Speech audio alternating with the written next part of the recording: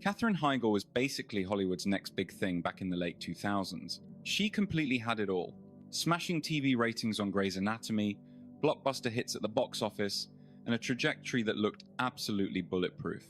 Then, out of nowhere, she essentially vanished from major studio projects within just a few short years. What on earth actually went down with Katherine Heigl? Did she fall prey to an unfair industry machine? Or did she totally sabotage her own career?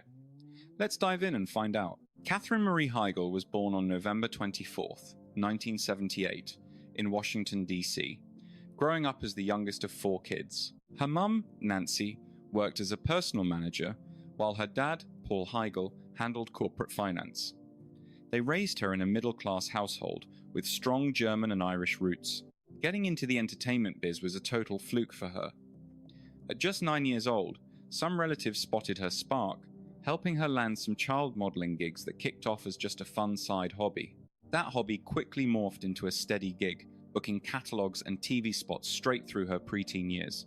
Making the jump over to acting was just the next logical step. She hit the big screen in 1992 at age 14 with That Night. Fast forward to 1994, and she scored her leading debut alongside Gérard Depardieu in My Father the Hero. Even though those early flicks didn't shatter any box office records, they definitely proved she was a total natural on camera.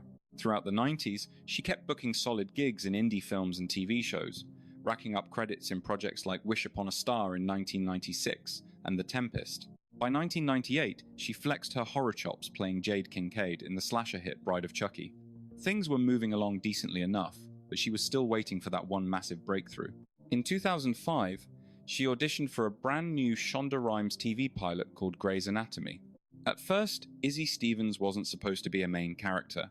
However, her undeniable screen presence and insane chemistry with the cast instantly made her a massive fan favorite and a writer's dream. Grey's Anatomy exploded into an overnight pop culture juggernaut. It didn't just crush the Nielsen ratings, it completely rewrote the playbook for network medical dramas.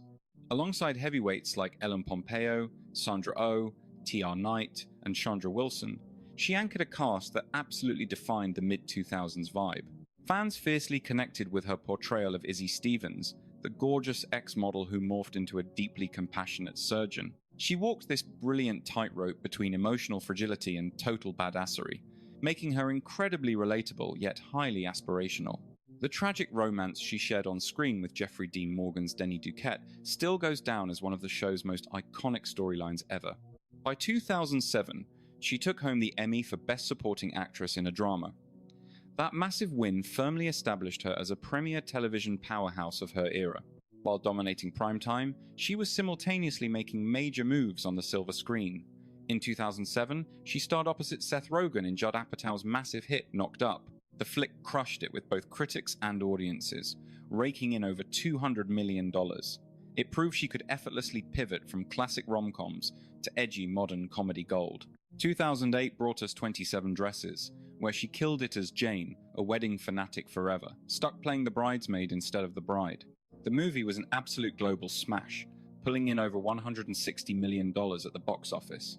She proved she had the star power to carry a major studio film, crowning herself the reigning queen of rom-coms, as her projects consistently cleared that $200 million mark. Riding this massive wave, she looked utterly unstoppable and highly bankable. She had the raw talent, the charm, and the hardcore box office receipts to back it all up. Yet, right at the peak of her fame, the wheels completely fell off. Ironically enough, her dramatic career nosedive started exactly when she was sitting on top of the world. During the 2007 press tour for Knocked Up, she openly slammed the movie as a bit sexist. She claimed it painted women as uptight shrews, while portraying the guys as goofy, lovable dudes, which instantly set off alarm bells across Hollywood. Trashing your own massively successful project during press junkets is basically the ultimate cardinal sin in show business. You just do not break those unwritten industry rules. She definitely didn't stop there though. Right in the middle of Grey's peak in 2008, she pulled off what many insiders call the ultimate act of career self-sabotage. She dropped a bombshell statement withdrawing her name from Emmy consideration, boldly claiming the writers hadn't given her good enough material during season 4 to warrant an award. The industry took that as a brutal slap in the face to the exact same writing staff and showrunners who had literally built her entire career. Publicly dragging the writing quality of a top-tier network hit wasn't just edgy, executives viewed it as incredibly ungrateful and wildly arrogant. Her skyrocketing trajectory notoriously stalled out around 2007 following that string of messy PR blunders. Hollywood slapped her with the difficult label, and the former TV darling slowly faded into obscurity over the next few years. Getting branded as difficult in this town is basically a professional death sentence, especially if you are a female lead. Entertainment runs entirely on handshakes and relationships. Once the Whisper Network decides you are a headache, big-time producers and casting directors will just ghost you entirely. After she finally left Grey's in 2010, her own management actually started hiding the truth about all the massive roles slipping through her fingers due to the backlash. Her team was seriously worried that constant rejection would destroy her mental health. She pushed out flicks like The Ugly Truth in 2009, plus Killers and Life as We Know It in 2010. They made decent money, sure, but the reviews were brutally mixed and did absolutely nothing to salvage her tanking public image. The tabloids went wild, leaking stories about her supposed diva antics on set, which basically created this unstoppable, self-fulfilling PR nightmare. She tried desperately to spin the narrative and fix her brand. By 2012, she headlined One for the Money, banking hard on the Janet Evanovich adaptation to deliver a massive box office win and clear her name. Unfortunately, it absolutely bombed. The movie barely scraped together $38 million against a $40 million budget, getting destroyed by critics in the process. She started stepping back from the spotlight, and whenever she did press, she was constantly forced to defend her own character.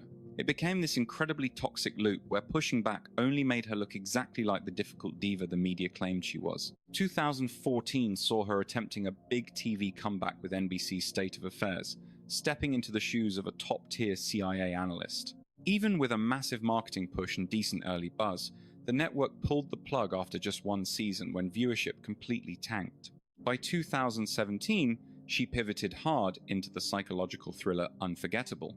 Playing Tessa Conover, an unhinged stalker terrorizing her ex-husband's new fiancé, let her flex some seriously dark acting muscles, totally ditching her bubbly rom-com persona. In 2018, she jumped over to Suits for Season 8, tackling the role of a cutthroat corporate lawyer named Samantha Wheeler. Joining that massively successful USA Network legal drama was a huge stepping stone for her. It proved she could slide right into an established ensemble cast without missing a single beat. Her private world played a massive role in her slow fade from the Hollywood limelight. She tied the knot with country musician Josh Kelly in 2007 after crossing paths on his Only You video set back in 2005, and the Emmy winner now shares 3 children with him. They welcomed Nali from Korea in 2009, adopted Adelaide in 2012, and had their first biological child, Joshua, in 2016. Championing international adoption quickly turned into a deep passion for Katherine as she publicly highlighted systemic flaws. Stepping into this fresh chapter perfectly matched her urge to ditch the toxic pressure cooker of show business. She started putting family first by carefully choosing gigs and passing on any roles that dragged her away from home for too long. Navigating the industry got incredibly rough for Heigl after that messy Grey's Anatomy exit. Even though she still loved acting, sticking around the entertainment capital just did not fit her vibe anymore. Packing up for Utah to buy a ranch allowed her family to build a quiet lifestyle miles away from the usual celebrity chaos. Relocating served as a massive symbolic shift. It proved she was actively choosing genuine connection and family over chasing A-list status. Settling down in Utah sparked her intense animal rights advocacy, leading her to launch the Jason Debus Heigl Foundation to honor her late brother by funding spay programs and fighting abuse. Lately, the actress has been dipping her toes back into the entertainment waters with incredibly strategic and calculated career moves. Her biggest comeback hit was Netflix's Firefly Lane, running from 2021 to 2023, where she brought Kristen Hanna's character Tully Hart to life. That show hit the ultimate sweet spot by offering a deeply layered role right in her backyard, while partnering with Netflix proved way less political than dealing with traditional studio gatekeepers. Taking charge of her own story again through that hit streaming series totally reminded fans why they fell in love with her acting chops, while she simultaneously started exploring new business ventures on the side.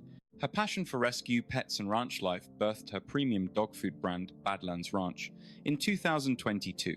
Ultimately, Her messy Hollywood journey serves up some incredibly hard-hitting industry lessons. The gender double standard is wildly clear here.